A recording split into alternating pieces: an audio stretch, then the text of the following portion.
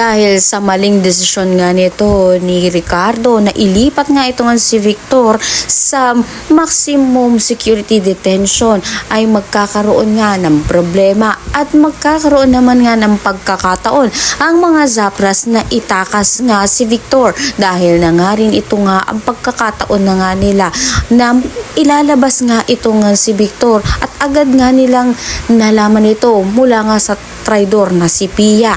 Kaya ayon kay Mariano, ipinag-utos nga niya sa mga tauhan nga niya na kung sino nga ba ang babangga sa kanila ay kanya na nga nila natapusin at patumbahin. Dito na nga binigay nito ni Mariano ang lahat ng lakas nga nila upang maitakas na nga itong nga si Victor. Kaya naman laking pagsisisi nga nito ni Ricardo sa naging kanyang desisyon na nagkaroon na naman nga ng sablay ang mga NCIA sa kanilang misyon. Sa kabilang banda naman ngay magpapatuloy nga ang pagkukunwari nga nito ni Sam sa pamilya nga ni Gabo dahil na nga rin sa may gusto nga siyang malaman sa mga tao na ito lalong-lalo na nga kay Gabo dahil inaalam nga niya kung meron nga ba itong koneksyon kay Zapras. Kaya naman magkakamali siya sa kanyang pagdududang masamang tao itong nga si Gabo dahil dito nga niya mapapatunayan sa pagtira nga nito ni Sam